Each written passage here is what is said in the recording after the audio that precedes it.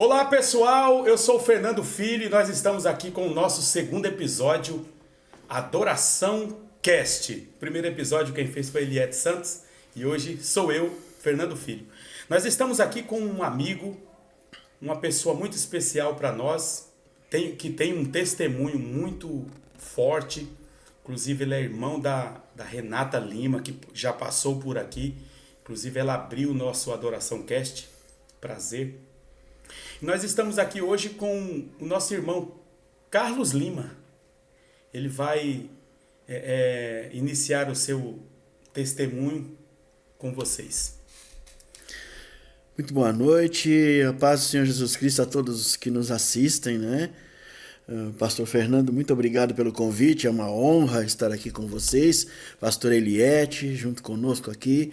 Eu vou passar para vocês um pouco do meu testemunho, que é deveras extenso.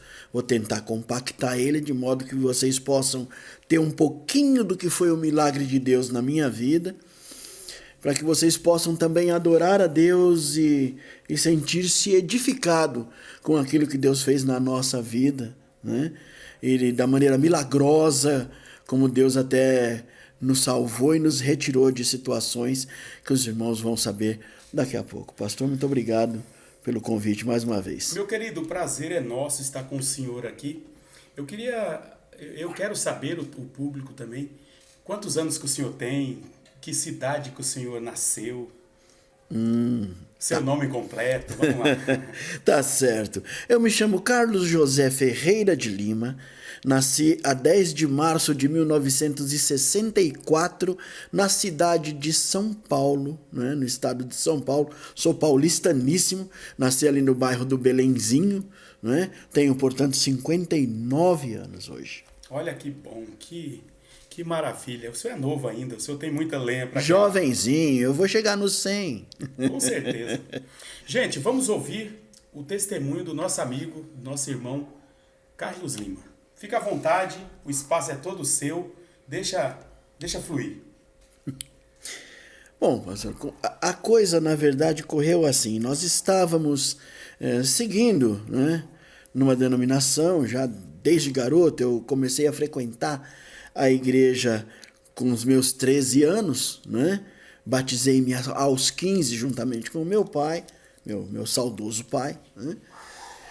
E vínhamos frequentando aquela igreja até o momento em que conhecemos algumas pessoas que tiveram contato com algumas pessoas, ministros do evangelho norte-americanos.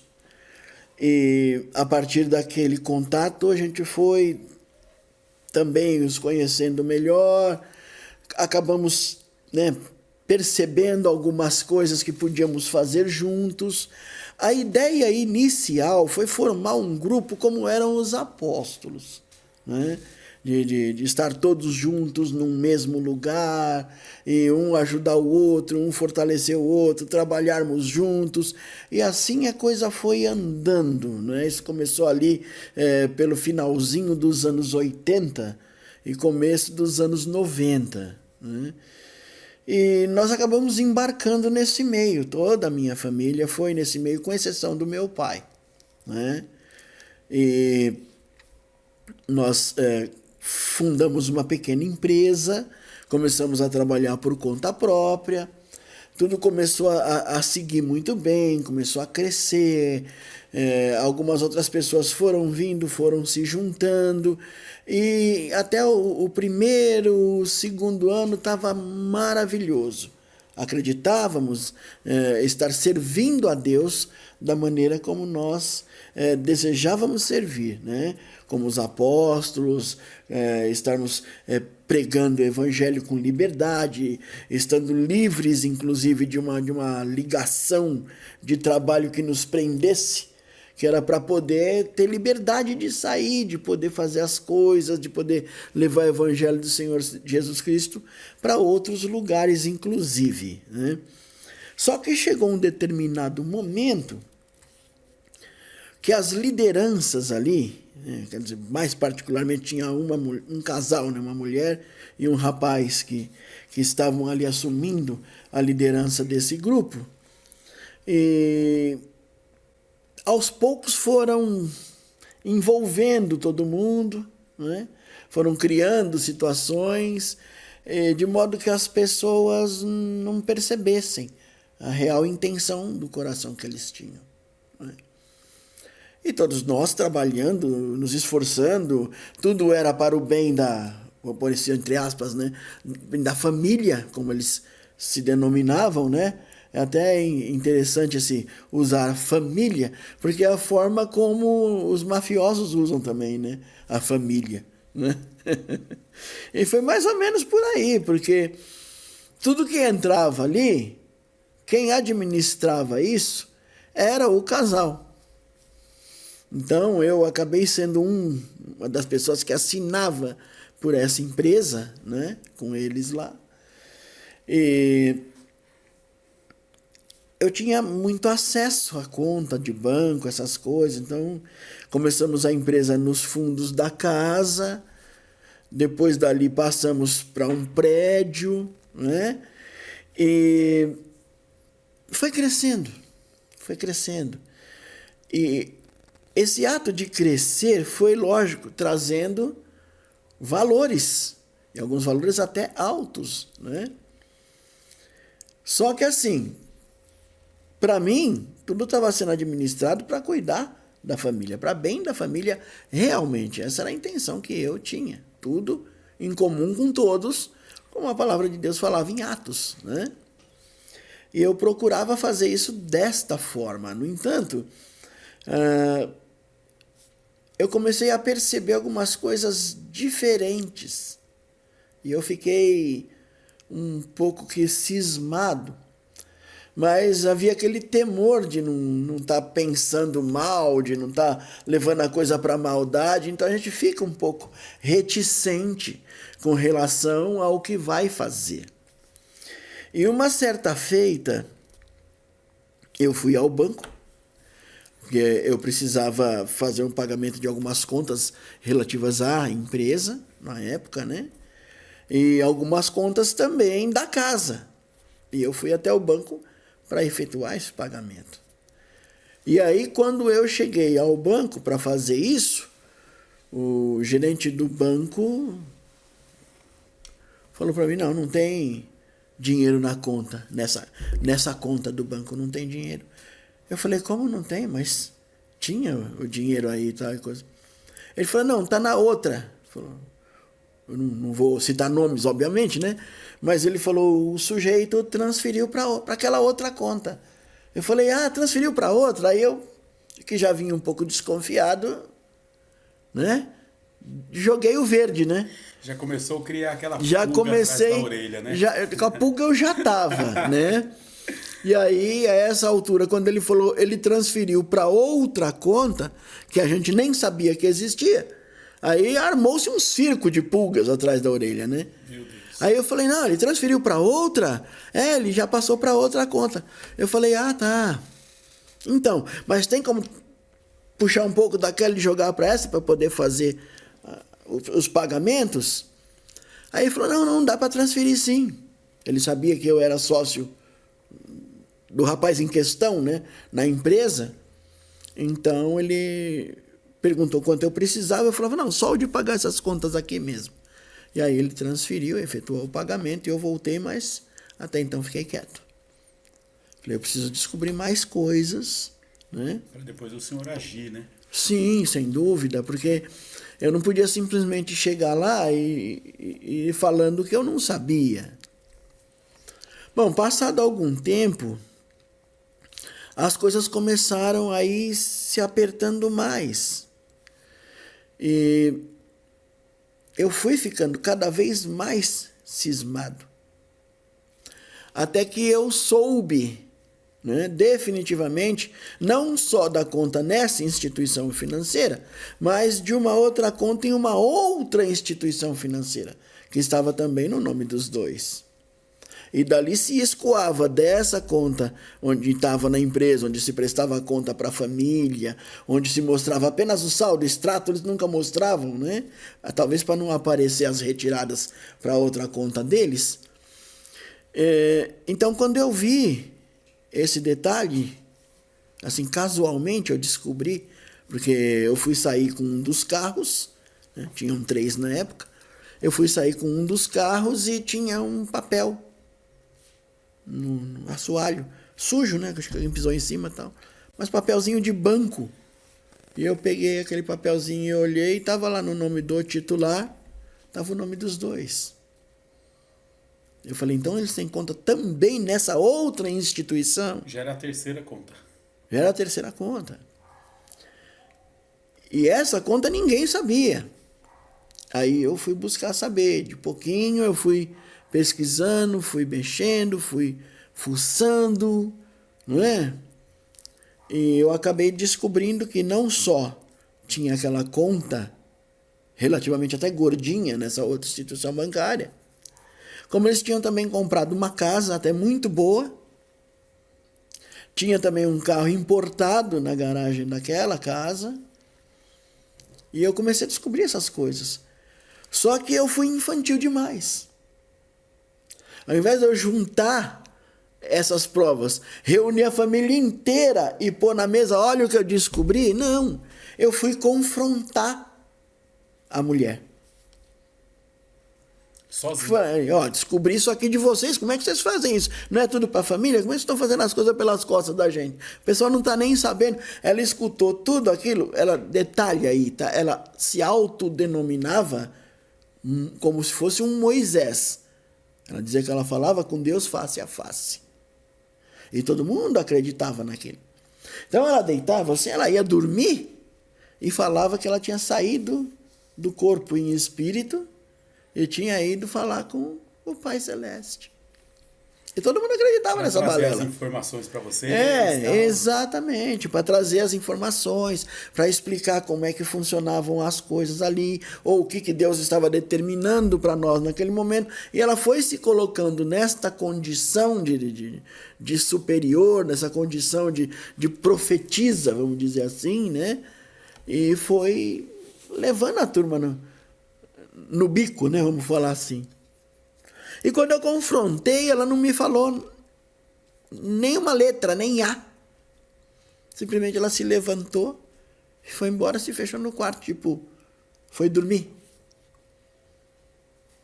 E eu fiquei pensando ali, como é que poderia ter feito isso? Por que estava fazendo isso pelas costas da família? Por que não tinha reunido todo mundo e falado, compramos uma casa, já que aquela que nós estávamos utilizando era alugada, era um custo alto, porque o aluguel não era barato, a casa era bastante grande, né? Então, por que essa situação?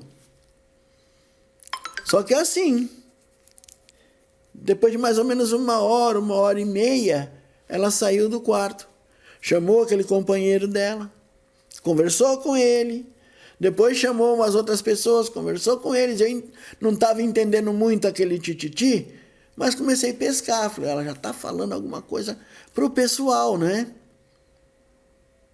E nesse momento foi que eu fui capturado. Porque tudo que eu descobri dela, contra ela, ela falou depois que ela tinha estado com Deus, que Deus tinha chamado ela para um particular, por isso que ela entrou no quarto. E Deus tinha revelado para ela que eu tinha roubado a família, que eu já tinha uma conta em outra instituição financeira, e falou o nome, que era aquela que eles tinham a conta. Aí ela falou que eu tinha comprado uma casa pelas costas deles, que eu tinha um carro importado guardado naquela casa, e que eu tinha uma outra família, uma mulher loura com 2 filhos. Meu Deus! Naquela casa. Eu nem saía da casa que eu estava, e quando saía era sempre acompanhado, nunca sozinho. Detalhe, pouco antes de entrar nessa casa, eu estava noivo de uma moça. Então, ela literalmente destruiu esse noivado. Ela falou que Deus tinha mostrado para ela que essa moça, quando ia para a casa da tia, numa cidade vizinha, ela tinha um outro namorado lá. Que ela estava me enganando, que ela estava me traindo, e que não era da vontade de Deus esse noivado e que eu tinha que terminar. E aí, quando eu terminei esse noivado com ela, aí ela pegou essa moça, ela disse que Deus tinha mostrado que essa moça era para casar com o filho dela. E a moça casou com o filho dela. Ela desmanchou Desmanchou, algo que poderia exato. dar certo. E aí ela começou a juntar casais lá dentro. Ela falou que todos os casamentos que tinham acontecido fora daquele lugar eram malditos, tinha que ser desfeito. Meu Deus, enquanto nosso irmão Carlos molha o As testemunho, palavras. a palavra, se inscreva no nosso canal. Vamos divulgar esse testemunho, que pode estar acontecendo isso com muita gente, né? Então nós vamos, eu quero pedir a sua ajuda para a gente fortalecer esse canal aqui. Continue. E tendo esse relacionamento tendo sido destruído, eu acabei conhecendo uma outra moça lá dentro. E acabei me casando com ela e ela veio a ser a mãe da minha filha, né? Depois, saindo de lá, já ficou... Conforme as coisas andaram, que eu fui ali literalmente, e foi aí que começou tudo a acontecer. Porque naquele momento todo mundo se enraiveceu, mas enlouqueceram de raiva. Totalmente. Sim. Então ali começaram a me bater, me espancar. Aí começou a turbulência. Começou a turbulência. Eu fui trancafiado num quarto, depois eu fui arrancado de lá a pancadas, né? Eles diziam eles que era para se defender, não é? Mas eles tinham uma carabina calibre 12, uma escopeta calibre 12, e eles tinham também uma PT 380 com pente para 12 e uma na agulha. E eles pegaram aquelas armas, chegaram a encostar na minha cabeça, bateram em mim com o cano da arma. O filho dela estava com essa escopeta calibre 12, ele pegou o cano da arma, bateu na minha testa assim e puxou o gatilho. Meu Deus. Puxou o gatilho, na sala da casa. Então hoje... É que Deus botou o pé na frente, assim, sabe? Eu tropecei no pé de Deus e caí sentado no chão. O senhor teve um E aí a livramento bala muito passou grande. por cima. Aí quando ela viu a desgraça que ia acontecer pela mão do próprio filho, correu, tomou a arma dele, falou que não queria que tivesse o sangue de ninguém ali nas mãos de nenhum outro. E aí me sentaram, me amarraram numa cadeira, né? Eu consegui soltar uma das mãos e... Aí começaram a me bater e juntaram, né? As pessoas lá jogaram 2 litros de álcool em cima do meu corpo, tentaram acender o palito, tentaram tacar fogo. Meu Deus. Aí a hora que eles acendiam os palitos, eu soprava, apagava, levava um monte de soco, pontapé, né? Aí elas acendiam o palito de novo, quando ia para tentar tacar fogo, eu soprava, apagava de novo. Aí uma delas teve a ideia, ela acendeu um palito, acendeu a caixa de fósforo inteira e jogou em cima de mim. Eu tava com um moletom, né? E aí aquele acendeu e como eu tinha conseguido soltar uma das mãos, no desespero eu bati até apagar. E apanhei terrivelmente. E a partir dali eu comecei a ser trancafiado, literalmente trancafiado. Eu passei praticamente 2 anos, acho que 2 anos e meio, literalmente trancado, amarrado com correntes. E como que o senhor fazia para fazer suas necessidades? Alguém ia lá, me pegava, me levava até lá e ficava vigiando no banheiro. Nem fechar a porta do banheiro eu não podia. Porque se eu fosse fechar a porta do banheiro, eles tinham medo que eu saísse por alguma janela ou não. E por vezes eu estava ali no banheiro fazendo minhas necessidades, a porta entreaberta, não trancava, não ficava totalmente aberta, mas ficava aquela fresta, né? Entreaberta ali. E eu escutava gente fora da porta, mas também escutava na janelinha do banheiro, eu escutava barulho de gente embaixo da janela ali. Tipo, se eu tentasse sair para a janela, eles estavam ali fora também. O senhor virou um prisioneiro mesmo. Literalmente. Cárcere privado mesmo. Então, eu saía dali para trabalhar e voltava dali, daquela... Era um cômodozinho com banheiro onde tinha as máquinas de costura, onde a gente trabalhava ali. Dali eu voltava para aquele quartinho e era trancado lá. Banho. Banho era assim. A pessoa parava na porta, falava, você tem 3 minutos para tomar seu banho. Se você passar desse tempo, você vai apanhar. Era desse jeito. Meu Deus. 3 minutos. Mas não é 3 minutos, tirei a roupa, tal, liguei o chuveiro, tá contando. Não. A partir do momento que eu passava a porta dentro. Era tirar a roupa, tomar banho, se enxugar e vestir a roupa em 3 minutos. Era impossível. Então toda noite eu apanhava. Meu Deus, irmão. Passava de 3 minutos, apanhava. E era assim, né? Tudo eles tentavam basear na palavra de Deus. Então, para os outros, nós estávamos sendo disciplinados com a vara, como diz a palavra. Dá lá, porque, né, o rapaz entrega a si mesmo, envergonha a sua mãe, e tem que se fustigá-lo com a vara, nem por isso ele morrerá, mas a vara vai livrá-lo do inferno. Então a história era, a gente estava possuído por demônios e tinha que tomar varada para ser liberto. E apanhava. E às vezes era, sabe, coisas assim absurdas, como 100, 150 varadas, sabe, coisas assim, para deixar as costas em carne viva. Então teve dias que eu dormi de peito para baixo, porque as minhas costas todas em carne viva, de tanto levar varada. A coisa era séria. E foi andando assim. Então eles saíam, faziam algumas vendas, tinham grandes clientes, tinha uma rede famosa de supermercados, que não convém falar o nome, né? Mas eles conseguiram que tornassem cliente deles. E por vezes que eu fui, né, sofrendo isso, passando, eu era acorrentado. No começo, era uma chácara. Então tinha um quartinho que era da empregada, mas era por lá de dentro da casa.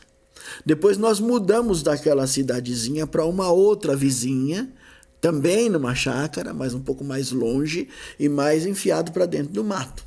E aquela tinha o quartinho de despejo das coisas, inclusive as coisas da piscina, para o lado de fora. Era até beirando a linha do trem.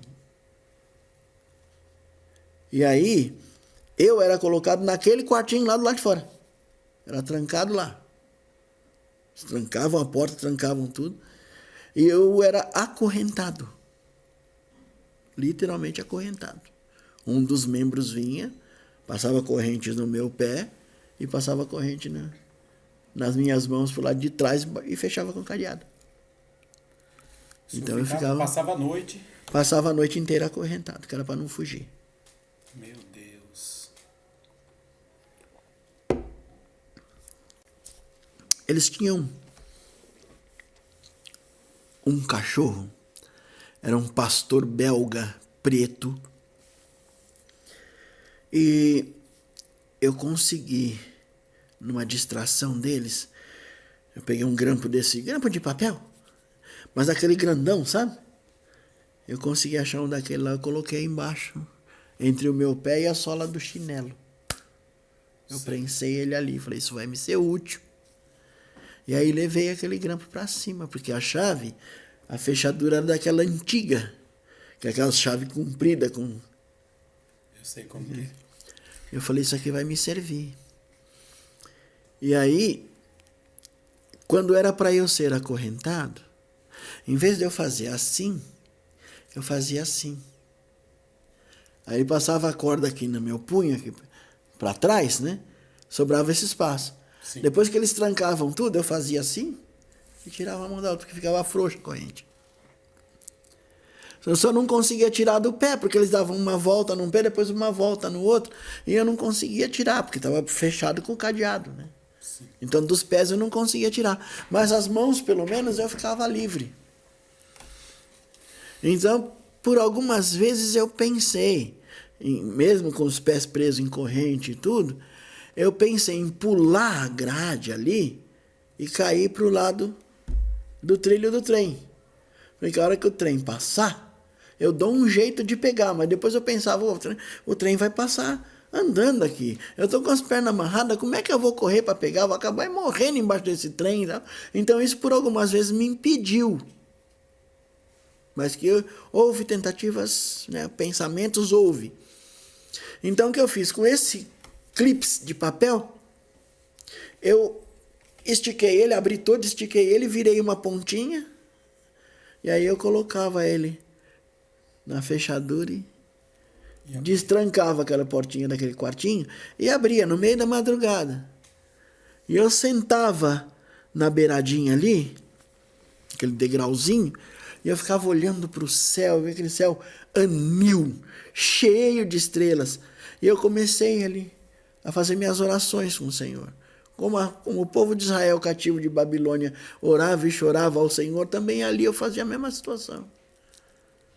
Eu, Senhor, se eu errei em alguma coisa, se eu pequei contra ti, Senhor, te peço perdão. E ali eu fui, né, por tempo, meses e meses. E quem é que sentava ali do meu lado para me fazer companhia? Esse cão, que volta e meia eles diziam, se ele tentar escapar, aí o fulano pega ele e estraçalha. Mal sabiam eles que ele era o meu melhor amigo. Sentava dali do meu lado e eu ficava fazendo um carinho nele. Às vezes ele deitava a cabeça assim na minha perna e ficava ali. E nós dois companheiros, um no outro ali. Eu fazendo as orações ali, ele deitadinho ali perto comigo, às vezes com a cabecinha dele deitada aqui na minha perna. E eu orando ao Senhor ali, em silêncio, quieto. Olhava para casa lá no fundo, a casa toda apagada, todo mundo dormindo. E eu ali orando ao Senhor pelas madrugadas. Buscando de Deus que, sabe, fizesse algo a meu favor, me ajudasse a sair daquela situação. E assim passaram-se meses e meses. Descia, era assim, tinham 5 máquinas de costura trabalhando a todo vapor ali, fabricando bolsas. E eu tinha que fazer a separação de uma peça, porque, imagina, está construindo um bolso. Então tinha aquela parte que tinha que passar o acabamento, então passava uma, já pegava, já passava a outra, ia saindo tudo preso uma na outra. E eu tinha que sair recortando, tirando, cortando as rebarbas, tirando as linhas e soltando lá, porque dali já ia para outra máquina para fazer outro tipo de montagem. O senhor trabalhava junto com a Renata? A Renata nessa época ainda era um pouco criança. Ela fazia um outro tipo de serviço dentro da casa lá em cima. Ah, tá. Então vocês ela ainda não costurava. Eles não permitiam que a gente ficasse junto. Não permitia a gente se ver. Eu via a Renata pouquíssimas vezes e de longe. Sua mãe estava nesse tempo? Estava também. Minha mãe costurava lá junto comigo. Ah, então ficava o senhor e a sua mãe? Isso, eu, e minha mãe. A Renata era mais nova, separada em outro lugar. Então, acontecia da seguinte forma. Eles fizeram para esse grupo, né, internacional aí de supermercadista, eles pegaram um pedido muito grande de uma sacola de viagem. E essa sacola de viagem que tinha uns 10 bolsos. Né? Um bolso lateral, outro bolso lateral. Esses bolsos laterais, cada um tinha um bolso lateral, né? E tinha bolso na frente. Eu tinha que colocar o cursor em todos os 10 zíperes. Sim. E tinha que alimentar as máquinas, porque eles ficavam esperando eu pegar aquela peça, colocar o cursor naquela peça aberta, para eles poderem montar essa peça na outra, passar para outra máquina, que a outra máquina ia montar mais uma parte e passar para outra máquina, até que saísse a bolsa pronta do outro lado. Então tudo saía da minha mão. Só que como é que eu dou conta de alimentar 5 máquinas funcionando? Sozinho. Mal cuidado, mal alimentado, machucado. Eu não tinha força para ficar em pé. Sem ganhar R$1. Sem ganhar um tostão furado. A minha alimentação, gente, era assim. Sabe esses potes de margarina de meio quilo? Esse potinho. Tem o menorzinho, que é 250 gramas. Tem aquele outro intermediário, que é de 500 gramas. Era um daquele pela metade, às vezes um pouco menos, às vezes um pouco mais, com comida que a gente percebia claramente que era o que tinha sobrado nos pratos. Juntava tudo, punha naquele pote e mandava para mim. Meu Deus. Eu não e era minha nenhuma mãe. comida digna, né? Eles mandavam uma criança trazer, e eu lembro que essa criança chegava assim na porta do quartinho, com aqueles 2 potinhos na mão, um para mim, um para minha mãe, e falava assim: eu vim trazer a comida dos demônios. Então ele já era instruído a falar isso, Já. porque eu acho que ele não tinha essa informação Porque dele mesmo, né? não, a criança não tinha maldade, eles não tinham maldade. Eles iam lá, tinha algumas outras crianças tinham medo de chegar perto da gente, porque eles diziam que nós éramos demônios. Por isso que a gente tinha que viver trancado e vigiado. Então assim era colocado, nós éramos os demônios. Eu saí de lá, hoje eu sou um homem de 1,73 m de altura, peso 96 quilos. Eu saí de lá com 48. Meu Deus, a metade do seu peso. Metade do meu peso. Minhas pernas, não é longe não, minha coxa era da grossura do meu braço aqui. Eu ficava em pé, a perna tremia. Eu ia ficar muito tempo em pé. Não aguentava, não tinha força. E trabalhando direto, tinha E uma trabalhando folga? direto. Tinha alguma folga? Não, Não tinha folga. Nem no domingo? nem no domingo. Meu Deus, cara. Trabalhava direto. Só quem tinha folga eram os líderes lá. Eles ficavam lá em cima folgados, tranquilos, às vezes até saía, né? E a gente era Pauleira pra dar pauleira conta. direto para dar conta dos trabalhos para que eles recebessem o dinheiro. E enganando a família. E como tinham me tirado do caminho, ficou tudo bem para eles. Nessa parte que o senhor apanhava, que o senhor passava por todas essas dificuldades de agressão, a sua mãe, nessa época, eles faziam alguma coisa com ela também? Não? Sim, Mesma coisa? mesma situação. Mamãe teve uma ocasião que eles disseram que para tirar aquele demônio dela, ela teria que levar 350 varadas. Meu Deus. E essas 350 varadas foram dadas para minha irmã mais velha. Porque disse que tinha que ser alguém da família para poder libertar ela. A sua irmã, tipo assim, a sua irmã, ela era induzida, ela era obrigada a bater na sua mãe. Era. Meu Deus do céu, que situação. Que eu sou o segundo, né? Somos 5, eu sou o segundo. A Renata é A Renata é a penúltima. penúltima. Então tem a minha irmã mais velha, tem eu, depois de mim ainda tem mais um irmão que mora na cidade de São Paulo. Depois dele a Renata, depois da Renata tem mais um. Então nessa casa só tava o senhor, sua mãe. Tava a nossa família toda, só não tava meu pai. Eles conseguiram. Conseguiram levar todo mundo. Só não tava meu pai. O resto tava a tropa toda. E eu ali, de tudo que eu tinha conhecido da palavra de Deus, eu falava, não pode ser verdade, não é possível isso. E ela ia inventando coisas que era para ir amarrando a gente no medo. E as crianças, eles eram instruídos assim, eles tinham medo, eles não se aproximavam por medo da gente. Sim. Né? Porque na cabecinha deles nós éramos demônios, nós éramos maus, nós poderíamos fazer qualquer maldade para eles. Então eles tinham aquela certa ressalva. Então às vezes, quando não era essa criança que geralmente trazia, era quase sempre a mesma, né? Quando era alguma outra, ela vinha para entregar, mas da porta mesmo, ela colocava na bancadinha da máquina e saía correndo, de medo. Sim. Né? Então a gente percebia o que estava acontecendo ali. Mas é assim, o tempo foi passando, as coisas foram acontecendo e a gente sendo castigado dessa maneira e não tendo a alimentação adequada. Tinha dia que eles davam café da manhã pra gente, tinha dia que eles não davam. E sempre a gente descia no meio da madrugada. Eles tiravam a gente do quarto para descer para ir trabalhar, tava escuro ainda. Meu Deus. A gente descia, tava escuro, subia, tava escuro. Eu não sabia nem que horas eram.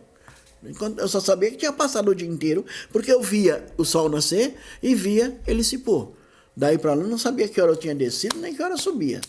Não fazia ideia. Tinha informação nenhuma. Nenhuma, não era dada informação nenhuma para nós. E outra, nós não podíamos trabalhar sentado ou de pé, nada, a gente tinha que se manter ajoelhado. Sempre ajoelhado. Era. Eu ficava ajoelhado, sentado, quando muito, em cima dos próprios calcanhares, né? A gente não podia estar, sabe? Não tinha um banquinho, uma cadeira, uma mesinha para se apoiar para trabalhar, não. Era no chão. No chão. Subjugado, literalmente subjugado. Então,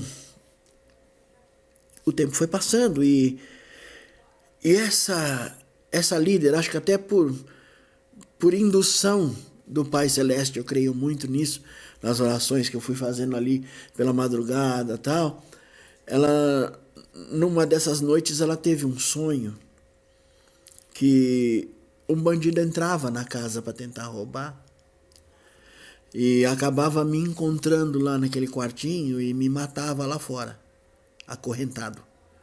E aí dava a polícia lá e a polícia me encontrava, né? Cadáver acorrentado ali naquele lugar, dava uma confusão tremenda para cima dela. Então, ela cheia de medo, né? Tendo a certeza de que Deus lhe houvera falado para que eles não tivessem problemas, né? Mal sabia ela que já era o plano de Deus para começar a me libertar.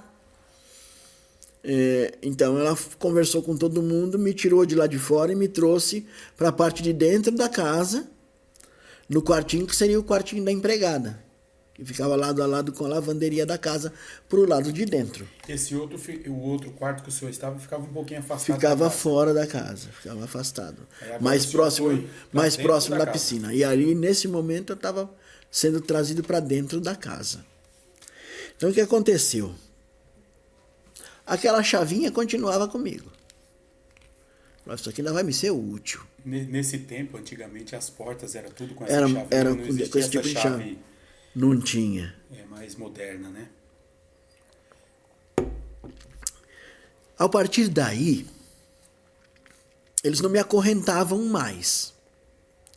Só que esse quartinho da empregada tinha uma janela colonial virado para o corredor onde vinha o carro. E essa janela colonial, de cabeça arredondada, né? E as dobradiças, elas eram um pouco saltadas, para poder, quando abrisse a porta, ela virar para o lado de fora. Então tinha um espaço grande, assim, de uns 6 ou 8 dedos de distância, mais ou menos uns 10 centímetros, né? Certo.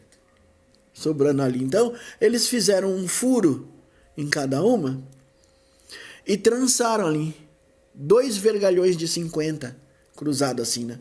Na frente da janela, né? Para que a janela não se abrisse para fora. E aquela alça que a gente pegava para girar, né? Para destrancar a janela, pelo lado de dentro, eles tiraram. Para que a gente não tentasse abrir a janela.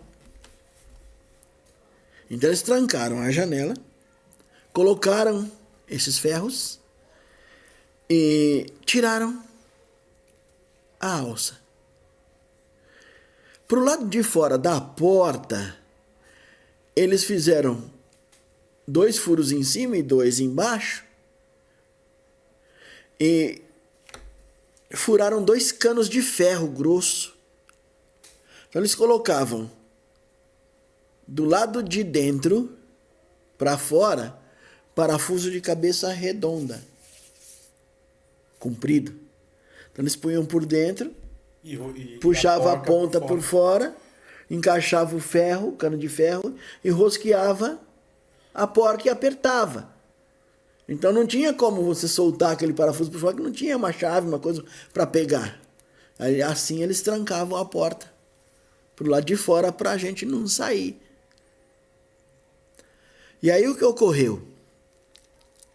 Foi passando o tempo.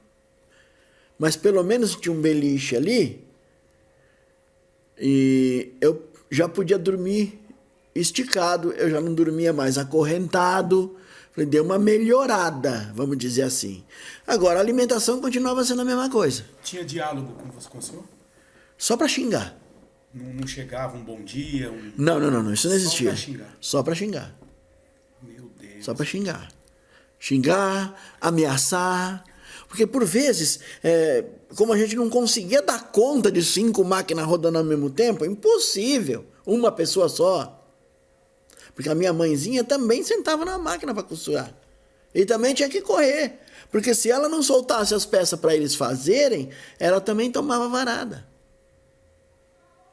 Então éramos nós dois, ó, apanhando ali fortemente.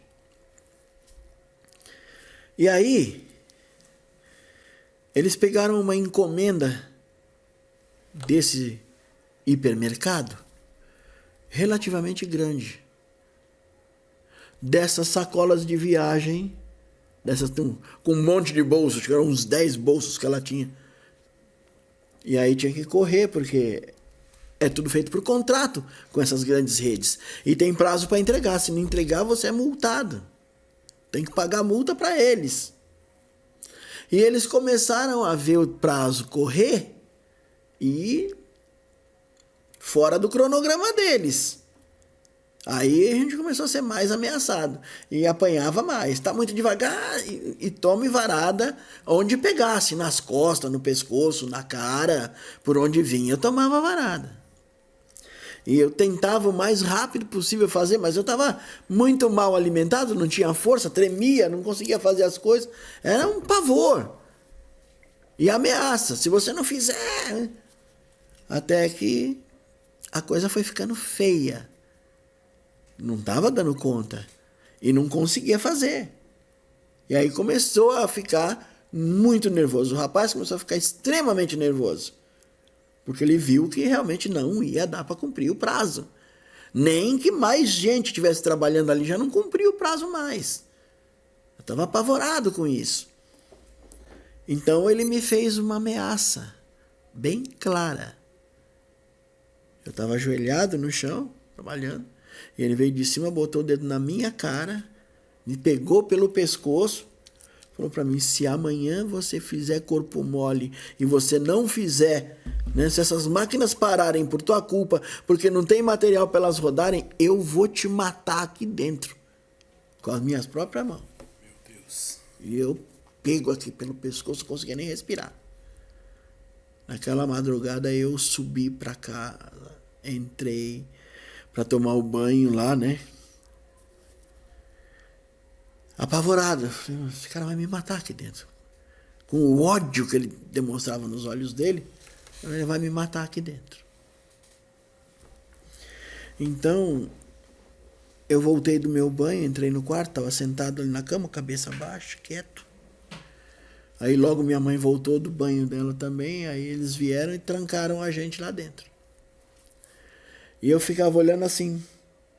Nosso quartinho nem luz tinha. Só o braquete vazio lá, não tinha nem a lâmpada colocada lá, nada.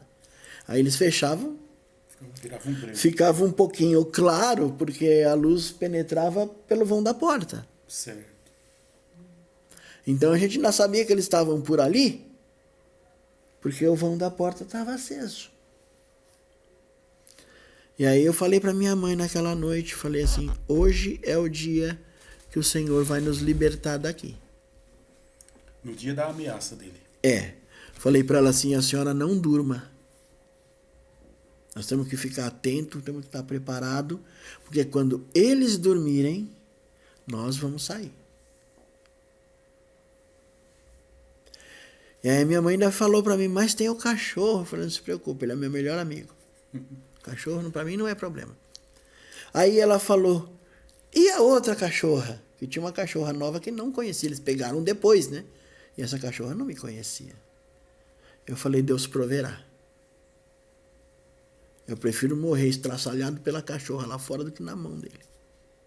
E se for para ser dessa forma, vai ser. Se não for, Deus vai nos guiar. No meio da madrugada, quando eu vi que estava tudo escuro, estava um silêncio, mas um silêncio que eu escutava um grilo a 200 metros de distância. Eu falei para minha mãe: é chegada a hora. E eu olhei aquela situação. E eu pensei: como é que eu vou abrir essa janela? Porque o interesse era a janela. Porque pela janela eu dava acesso na rampa do carro. Falei: bom.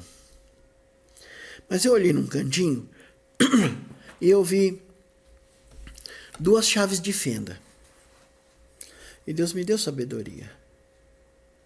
Falou, uma com o cabo para cá, outra com o cabo para cá. Sim. Aperta, prende e gira. Que era quadradinho o encaixe, né? Eu falei, vai ser assim. Aí eu irei conseguir destravar. Devagarzinho. Aí empurrei a janela devagar para não fazer muito barulho. Só que quando eu empurrei, ela abriu uns 2 ou 3 dedos de distância e encostou nos vergalhões. E o senhor não sabia que tinha esses vergalhões? Aí bateu aquela... Aí eu falei, ô meu pai... Aquela preocupação. 2 vergalhões de 50. Falei, agora, Senhor, como é que a gente sai daqui, meu Deus? Eu voltei a sentar na cama, comecei a pensar, a mamãe já começou a chorar. Eu falei, mamãe, não chore. Deus tem uma saída sempre. É como se eu tivesse escutado no meu ouvido, Sansão. Eu falei, meu pai. Eu falei, mamãe, vou fazer uma oração aqui. A gente se pôs de joelho ali no chão, fizemos uma oração. E eu me lembro dessa oração até hoje, uma oração bem simples. Falei, Senhor, eu não quero morrer aqui dentro. E detalhe importante a se lembrar também, aquela mulher inventava tanta mentira. Uma das que ela inventou é que o diabo tinha criado um sósia meu aqui fora que estava cometendo crime de tudo que era tipo. E eu estava sendo procurado aqui fora vivo ou morto. Se eu saísse daquele lugar para cá para fora, eu ia ser morto pela polícia aqui. Ela começou a E inventar história pra tinha você um ficar com prêmio medo de pela sair da minha dentro. cabeça. O polícia que me matasse ia receber um prêmio. Meu Deus. Que era para eu ficar com aquilo na minha cabeça e não tentar fugir. Pra você Mal continuar ou lá. bem, Você mal ou entender bem. que lá seria melhor pra você. Sim. Não, mal ou bem, ela sabia que eu tinha potencial para criar muito problema para eles aqui fora. Então, naquele momento que eu fiz a oração, eu pedi para Deus, falei, Senhor, me dá só um pouquinho da força que tu deste para Sansão. Eu preciso, Senhor, nesse momento. Se é por aqui que o Senhor vai nos livrar, então deixa eu sentir um pouquinho só da força que Sansão tinha. Uma oração simples. Né? Simples, mas começou a pegar um fogo do meu pé para cima. Meu Deus. É como se eu tivesse entrado andando dentro de uma fogueira. Começou a queimar dos pés, foi subindo pelas pernas, por aqui, pelos braços, cabeça, mas eu acendi em chamas. O próprio Deus começou a te dar força. E aí eu senti aquele fogo, aquela coisa, a mamãe olhou para mim e falou, o que você tem? Você tá vermelho. Eu falei, eu tô com o meu corpo pegando fogo. Eu falei, vai ser agora, eu falei para ela. E eu olhei num canto da casa, sabe aqueles suporte de prender televisão em parede? Aqueles antigos que tem a bandejinha embaixo, assim, as coisas para segurar a televisão em cima, assim, né? Então tinha uma metade, um daquele todo desmontado, tinha uma parte de baixo aquela bandejinha que onde põe o pé da televisão. Devia ter uns 10 ou 12 centímetros de largura. Eu falei para ele, eu vou subir aqui, vou empurrar essa janela, vou pôr os pés de um lado, empurrar para lá e com a mão eu vou puxar no outro. A hora que a janela abrir, a senhora coloca isso aqui para segurar.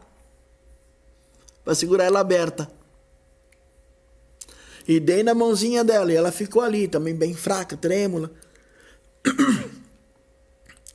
Eu pus um banquinho que estava para lá, beirando a janela, subi naquele banquinho, os pés numa folha da janela, agarrei com as mãos na outra folha, e falei, Senhor, é agora. Me dá força para eu abrir essa janela. E eu forcei. Eu sei que aqueles ferros começaram a envergar. A janela abriu 2 palmos de distância. Assim. Uau, que coisa boa. Aí eu falei, agora, mamãe, coloca lá. E ela tentava pôr, não conseguia. O negócio balançava e escapava. Olha, pastor, a perna começou a tremer. Eu falei, vai, mamãe, que eu já não estou aguentando segurar. E ela não conseguia pôr. Eu acho que Deus é tão bom, tão maravilhoso, que o anjo do Senhor chegou ali e deu um tapa por baixo da mão dela. E aquele pedaço de coisa girou assim, caiu encaixado direitinho. Do jeito que ele caiu, que ele se encaixou ali na janela, eu caí para baixo da janela. Acabou a minha força, eu caí para baixo da janela. Em cima. Mas o negócio ficou lá e a janela ficou aberta. Que o senhor precisava. Aí eu falei, é tudo que eu precisava para sair. Aí eu me esgueirei por ali, saí pro lado de fora. Falei, eu vou puxar, a senhora tira esse negócio aqui, porque eu vou encostar a janela e tirar os vergalhão, para abrir a janela para a senhora sair.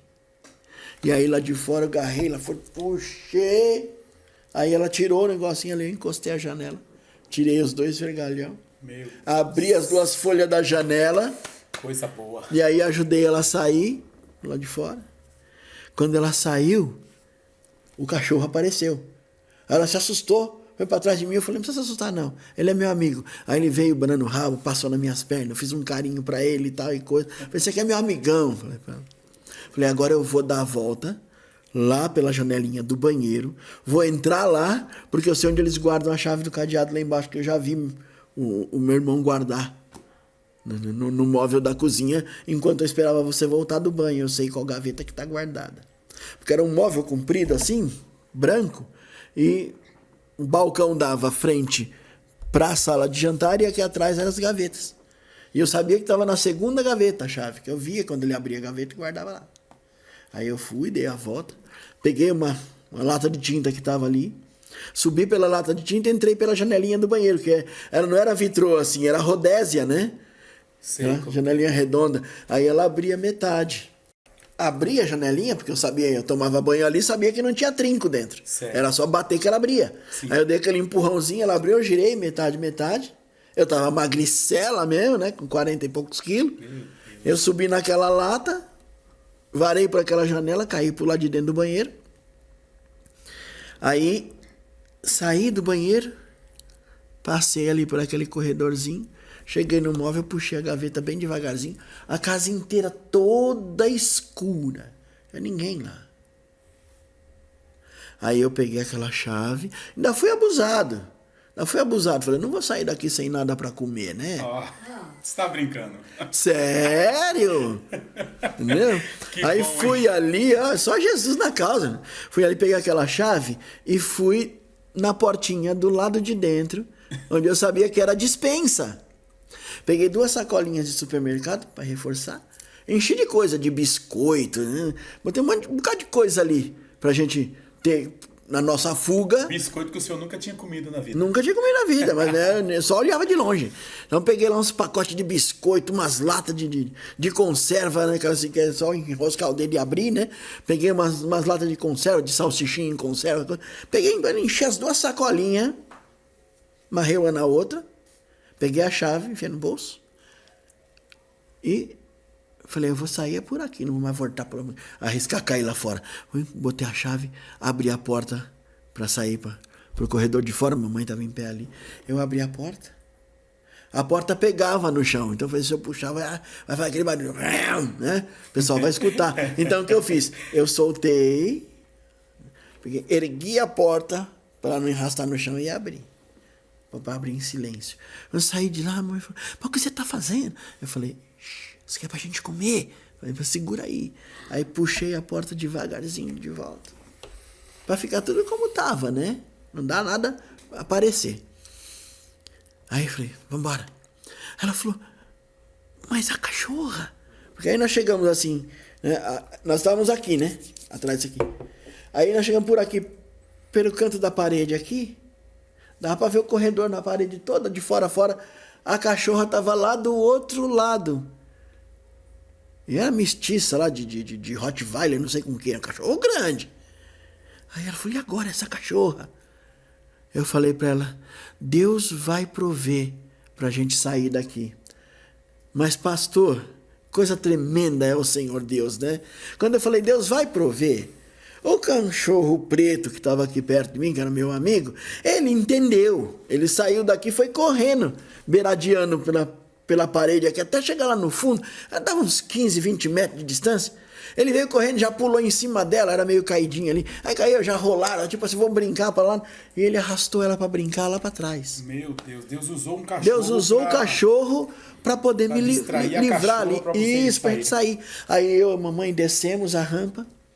Chegamos lá no portão, tinha 2 cadeados, 2 travas com 2 cadeados, né? Um na própria tranca e outro numa corrente. Aí eu peguei, olhei a marca do cadeado, olhei as chaves, as possíveis chaves, né? Falei, essas aqui vão abrir. Peguei, abri uma, depois procurei, achei, abri a outra, abri o portão, nós passamos. Aí eu passei, bati o cadeado, tranquei, passei a corrente, bati o cadeado por dentro, tranquei, peguei a chave e arremessei no meio do gramado lá pro outro lado. Eu falei, até eles acharem essa chave, E aquele nós ar, estamos e longe. aquele ar De liberdade, né? Liberdade. Aí nós saímos ali, mas como é no meio de um lugar, é tipo sítios, né? Então, rua de terra, mato para os dois lados. Falei, agora para que lado a gente vai? Aí mamãe falou assim, vamos para cá? Eu falei assim, mãe, uma coisa no meu coração tá falando que lado direito, sempre lado direito. Sempre à direita. Então vamos para a direita. Aí começamos a andar. Tinha chovido, então tava pingando ainda das árvores, né? E a gente andando. Imagina a cena. Eu, camisa de alça, uma bermudinha de moletom e chinelo de dedo. Magro, seco. A visão que se tinha da minha pessoa era assustadora.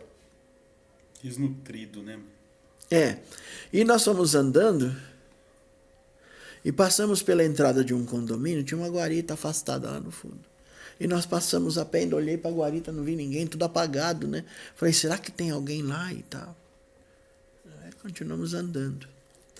Só que aí a gente foi andando, mas a sensação que a gente tinha é que a gente estava andando errado. Estava cada vez mais para dentro do mato. Eu falei, mamãe, eu não sei, alguma coisa me disse que a gente está andando errado aqui. Vamos voltar um pouquinho, vamos falar, vamos ver se tem alguém naquela guarita lá, vamos perguntar alguma coisa lá, né? Aí eu falei, e se a pessoa estranhar e tacar um tiro na gente, achar que a gente é ladrão, alguma coisa? Eu falei, mãe, se Deus nos tirou de lá, não vai ser para morrer aqui. Sim. Aí a gente se aproximou da guarita, aí eu fui chegando mais perto e tal. O cara acendeu uma luzona assim, um holofote na cara da gente, né? Ali de fora. E aí eu só dei a sacolinha pra mamãe assim, fiz assim. Aí saiu dali na beirada da guarita e falou assim, pois não, senhor. Eu falei, preciso de ajuda, meu amigo. Preciso saber como é que eu faço para sair daqui. Eu preciso chegar na rodovia, pelo menos, alguma coisa assim. Eu sabia que eu estava ali perto da Raposo Tavares, né? Aí ele apagou a luz, acendeu a da guarita. Aí a gente se aproximou. Aí ele falou assim, mas como é que você está andando aí na rua, para lá e para cá? Eu falei, meu Deus, e agora? Se eu falar para ele a verdade, esse cara vai achar que eu sou louco. Eu falei, senhor, me perdoa, mas vou inventar uma história para esse cara aqui, né? E eu tinha escutado, eu não podia ver, mas eu tinha escutado alguma notícia, não sei se era rádio ou se era uma TV. Estava falando de uma enchente que havia tido no estado do Paraná, que tinha muitos desabrigados e tudo mais. Eu falei, vai ser o gancho que eu vou pegar, né? Falei, para ele, o senhor deve ter visto na televisão, aí no rádio, no estado do Paraná, ali, umas cidades que a enchente acabou com tudo, a gente estava ali. Perdemos tudo que era nosso. Não temos mais nada, não só essas duas sacolinhas que o senhor está vendo na nossa mão aí, e essa roupa do corpo. Falei, então nós viemos parar aqui de carona com um cara de caminhão, que ele entrou por aqui e largou a gente aqui, porque daqui ele ia seguir aí para dentro, e a gente não sabe onde está. E eu preciso sair na rodovia para poder tentar chegar em São Paulo, que eu tenho parentes lá. Aí ele falou, não, a rodovia está longe daqui.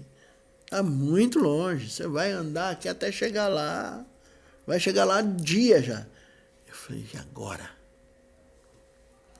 Aí ele falou assim, olha, daqui a pouco já vai dar 6 horas. Termina o meu turno. Aí eu posso pedir para o colega emprestar o carrinho dele para mim, enquanto isso, para mim poder levar vocês até mais lá perto. Ou então vocês podem descer comigo, né? Só que aí eu falei assim, descer com ele? Ele falou, o senhor mora onde? Ele falou assim, eu moro descendo a rua. Eu falei, vai passar lá na porta de volta. Se esse povo estiver caçando a gente, porque as crianças vão na escola cedo. Ele vai sair daqui 6 horas, as pessoas já vai estar tudo acordado já, querendo sair para ir buscar pão, para as crianças tomar café, para poder ir para a escola. Vão ver a gente outra vez. Meu Deus. Aí o rapaz chegou com uma Brasília meio amarelo, meio creme. Eu falei pra ela, mamãe, finge que passou mal aqui pra esse cara quebrar o galho e levar nós com essa Brasília. E não deu outra. Aí o cara falou assim, não, eu aviso o pessoal aí que eu vou dar uma saidinha rápida de poucos minutos, que a senhora tá passando mal, só vou deixar eles ali e volto. Aí ele pôs a gente no carro, no banco de trás, e foi ele dirigindo, e esse rapaz que ia nos levar do lado dele. Sim. E aí saíram por ali e tal e coisa. E o dia já clareando. E aí a mamãe, puxei ela, que ela encostou aqui no meu ombro, eu encostei a cabeça pra cá também, pra não ser visto pelo vidro, né? E ele passou e embora. Ele morava ali numa comunidade bem pobre ali, né? Aí deixou a gente lá e falou assim, olha, logo à noite a gente vai na igreja, aí a gente fala com o pastor, né? O pastor pode de repente ajudar os irmãos também, né? Sei, levantar uma oferta, alguma coisa lá, para ajudar os irmãos, né? E aí a gente acabou ficando lá até mais tarde. Fomos pro culto, né? Na igrejinha lá com eles conversaram com o pastor e tal, e alguns irmãozinhos nos ajudaram, um pouquinho aqui, um pouquinho ali. Ele mesmo pôs a mão no bolso, tirou um dinheirinho também, nos deu e tal. E a esposa dele estava começando a achar ruim que a gente estava ali, porque um barraquinho de comunidade pobre. Era ele, a esposa e 3 filhos. E daí ia colocar mais nós 2 ali, não tinha onde ficar. Realmente não. E eu percebi quando ela falou pra ele assim, como é que você traz estranho pra cá, que não cabe nem a gente, E eu vi quando ela deu aquela resmungada. Aí ele falou, vocês podem dormir com a gente lá e amanhã cedo, a minha folga, eu acompanho vocês pra rodoviária. Eu falei, não, irmão, leva a gente até a rodoviária agora. Porque aí a gente já fica por lá. O senhor queria logo sair dali, né? Porque aí tiver um ônibus ali já, eu já vou. Aí ele falou, tá bom, meu irmão, tá bom. Aí nos levou até a rodoviária. Ali daquela rodoviáriazinha, ele ainda pôs a mão no bolso, tirou mais R$10 e nos deu. E aí eu fui questionar o ônibus dali para a rodoviária da Barra Funda em São Paulo, mas porque já não tinha mais, só no outro dia de manhã. O primeiro ia sair 6 horas da manhã. Aí eu falei, vamos ficar por aqui, pedir graça para Deus, vamos ficar por aqui, porque se estiverem caçando a gente por aí, o primeiro lugar que eles vão procurar é aqui, né? Na rodoviária. Mas também a gente tinha fugido na madrugada de um dia, já era noite, né? Eu nunca ia pensar que a gente ia ficar na rodoviária até aquele horário. Para eles a gente já estava longe, né? E aí, resultado, eu saí dali, da rodoviária, bora para São Paulo. E aí falei para minha mãe, falei, agora vamos procurar alguém, né, que nos ajude. Fui procurar um pastor amigo meu, que há muitos anos eu não o via. Então eu sabia que ele morava ali na Lapa, né? E aí cheguei ali na Lapa e fui procurar ele naquela rua e cheguei lá, a casa estava vazia. E aí eu perguntei para a moça, o pastor mora aqui. Eu falei, mudaram daí já faz um tempo. Eu falei, mudaram. Eu falei, poxa, e agora? Como é que a gente faz? Aí ela falou, estão morando lá no Morro Grande. Foi Morro Grande, zona oeste de São Paulo. Né? Eu falei, estão morando lá, a senhora por acaso teria o endereço? Ela falou, olha, eu não tenho endereço, mas eu sei que a igreja dele está no antigo cinema lá do Morro Grande. Eu falei, pronto, já me disse tudo, né? A gente vai pra lá e espera lá na frente da igreja, lá tem abrir, né? É o antigo cinema. Aí ela falou, tem um ônibus que passa embaixo, que faz Morro Grande. Aí eu desci a rua, eu com a mamãe. Quando o tal do Morro Grande veio, a gente embarcou nele e fomos até o final. Quando subi, perguntei ao motorista, conhece o cinema lá do Morro Grande? Eu falei, conheço. Falei, eu preciso ir para lá, você passa lá? Ele falou, o ponto final é lá perto. Então o senhor vai até o ponto final, que lá eu mostro para o senhor onde é. E assim fiz. E aí cheguei lá, encontrei esse pastor, quando ele viu, que ele olhou para mim, para minha mãe, ele chorou de ver a situação que a gente estava. Mas chorou copiosamente. Quantos anos depois? Quantos anos o senhor ficou dentro dessa... Até 96. Até 96. Eu saí de lá precisamente no dia 24 de março de 1996. E quantos anos Era você ficou lá? próximo ao carnaval, desde 89. Foram 7 anos. Caramba. Então esse pastor conhecia o senhor das antigas? Sim. Recebeu muito bem? Sim. Aí ali ele começou a cuidar da gente, tanto de mim como da minha mãe. Começou a nos orientar, começou a nos ajudar. Assim que a gente mais ou menos restabeleceu um pouco da saúde, né?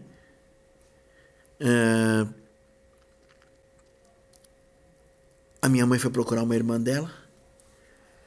E essa irmã dela ainda arrumou, né? Tinha um quartinho de coab, né? Então, o apartamentozinho dela tinha 2 quartinhos. Um era do meu finado avô e o outro dela. Então aquele quartinho ficou vazio. Aí ela colocou mamãe lá, né? E eu fiquei morando na igreja por 3 meses. Até que eles me chamaram e disseram que eu precisava desocupar aquele quartinho da igreja, porque eles tinham um uso para aquele quarto, né? Que agora que eu já estava restabelecido, eu podia procurar um outro lugar. Eu não tinha para onde ir, não tinha emprego ainda, não tinha... Como é que eu faço? Para onde eu vou? Aí eu apelei para minha tia também. A princípio ela não queria, não. Mas a mamãe conversou um pouco com ela, falou, você não vai nem ver a cara dele, porque ele vai chegar aqui para dormir e vai sair de manhã procurar emprego, não vai ficar aqui. E assim eu fiz, eu passava o dia inteiro fora. Eu chegava lá de noite, tomava banho e me enfiava para dentro do quarto. Minha tia não via a minha cara.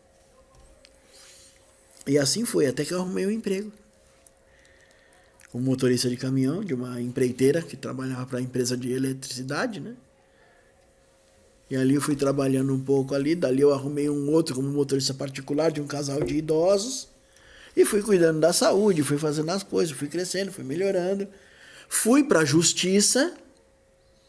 Falei, agora eu vou, né? Agora que eu me restabeleci, eu vou caçar esse povo. Então eu fui atrás, eu tinha um amigo policial, um investigador de polícia, chamado Carlos, meu xará também, né? E aí ele nos ajudou a começar a procurar esse pessoal. Só que assim, como eles tinham fugido daquela cidade, e para saber para onde foram. Então eles procuraram, tentaram, foram ali naquela chácara. Eles sumiram da cidade. Sumiram da cidade em que eles estavam. Falar onde que era. Isso, exatamente. De eu contar a história e vim para cima deles, que eles tinham certeza que eu viria, como de fato eu fui. E aí, em questão de tempo que passou, foi quase 1 ano procurando, não achava ninguém. E aí ele me ligou e falou, olha, eu vou ter que engavetar, porque eu não estou conseguindo encontrar ninguém. E aí aquilo me bateu, eu falei, não, me dá uma semana. Falei, eu vou procurar do Senhor uma estratégia, né? Certo. E fui em oração e tal, e Deus me fez lembrar de uns conhecidos que eu tinha na Secretaria de Estado da Educação. Eu procura pelas crianças, devem estar matriculados em alguma escola. Certo. Aí eu fui lá, falei com essa pessoa lá na época ele era diretor da Secretaria de Estado da Educação. Conversei com ele, falei que eu precisava, né, saber e tal e coisa. Ele falou assim, me dá 1 minuto. E ele foi lá a Restrito, né, onde ficavam os computadores, tudo lá. Daqui a pouco ele voltou na porta da sala dele e falou assim, vem cá comigo. Eu fui com ele, ele entrou e eu parei na porta. Estava escrito entrada restrita a funcionário, eu parei na porta. Aí ele falou com uma japonesa que estava sentada lá, ele falou, entra aqui, explica para ela o que você precisa. E puxou uma cadeira do lado dela. Aí, ela sentada no computador, ele falou, preciso localizar umas crianças, saber em qual escola que tá, né? Que eu venho procurando alguns parentes meus e tal, e perdi, né, contato com eles, perdi a pista deles, e eu queria saber através do nome dos meus sobrinhos. Aí ela falou assim, como é que é o nome do seu sobrinho? Aí eu falei o nome de um, depois falei o nome da outra, tá? Aí daqui a pouco achou a lista deles todos. Certo. E a escola em que estavam matriculados, o telefone de contato deles. Aí ela pegou e imprimiu aquilo. Só que depois ela falou, eu não sei se eu posso te entregar. Espera só um pouquinho. Aí ela saiu com aquele papel na mão e foi embora. Só que por um lapso ela deixou na tela do computador. E eu estava acostumado a andar com caneta e papel no bolso sempre. né? Hoje a gente anda com celular, né? Naquela época eu andava com papelzinho e caneta no bolso. Eu saquei o papel, peguei a caneta rapidamente, eu anotei o endereço e o telefone. E enfiei aqui no bolso de novo. Né? Dali uns 2 minutos ela voltou e falou, ó, ele tá chamando você lá na sala dele. Aí eu fui lá na sala do diretor de volta. Aí ele me mostrou o papel e falou, isso aqui te ajuda? Eu falei, tremendamente. Ele falou, é seu, pode levar. Aí eu falei, ô professor, muito obrigado. Aí dali cheguei lá, já fui direto lá no meu colega e entreguei na mão dele. Aí ele falou, você chegou a ligar nesse telefone? Eu falei, não liguei pra ninguém. Do jeito que eu peguei lá, trouxe pra você. Ele falou, claro, porque a gente precisa contar com o elemento de surpresa. E foi através desse elemento de surpresa que a gente foi atrás. Aí essa líder foi presa para averiguação, ficou presa por 10 dias. E a coisa começou a andar. Um processo como se instaurou, começou a andar. Só que eles falaram entre eles lá, instruíram todo mundo na resposta que eles deviam dar. E eles falaram que eu e a minha mãe tínhamos atos incestuosos, né? Eu praticava sexo com a minha própria mãe. E aí nós tínhamos sido expulsos de lá por causa disso.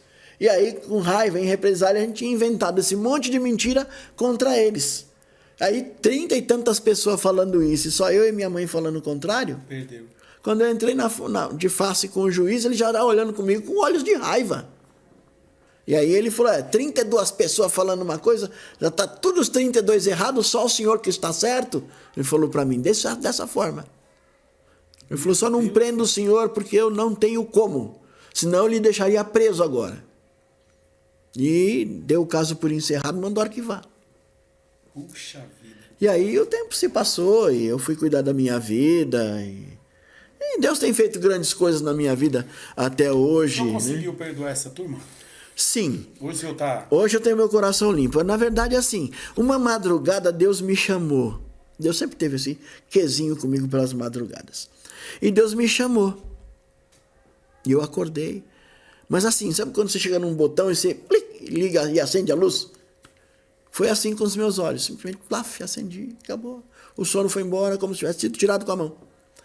E naquela madrugada Deus atendeu a um pedido meu. Que eu falei que eu não queria ficar com o coração pesado. O senhor queria liberar, sabe, perdão.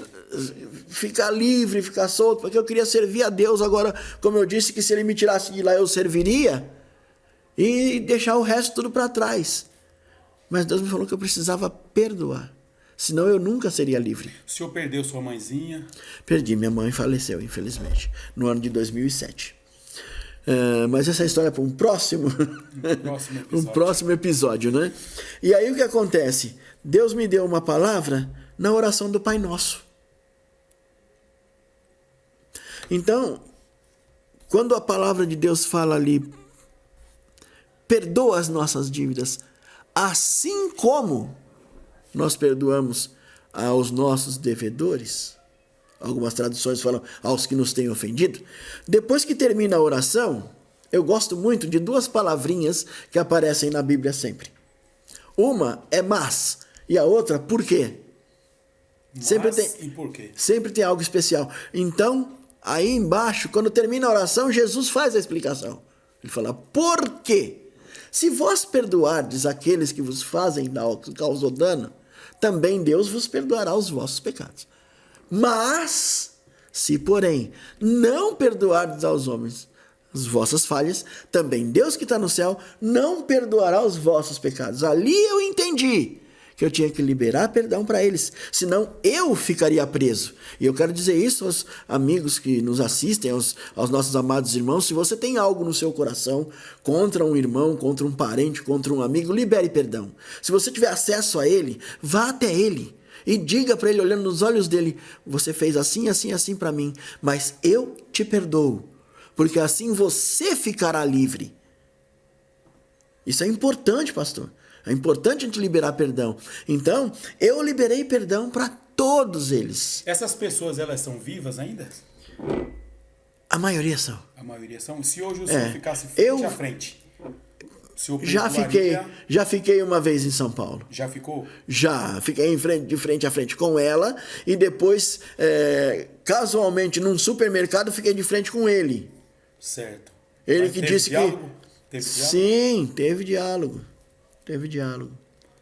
Então, eu tive essa oportunidade de liberar perdão, né? E eu até falo para as pessoas hoje, até aqueles que não são crentes, quando a pessoa, sabe, demonstra alguma coisa de raiva, de ira, de intolerância, eu falo, não faça isso, porque isso faz mal para você.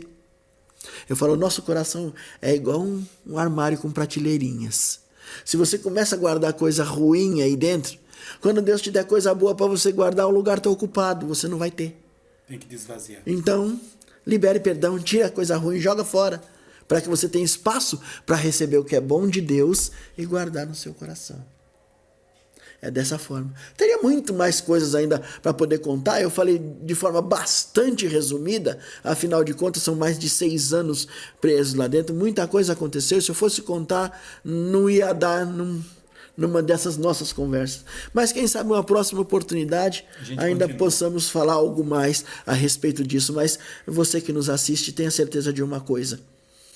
Quando você achar que você tem que sair de onde você está para ir para outro lugar para servir a Deus, lembre-se sempre que Deus está com você, no seu coração.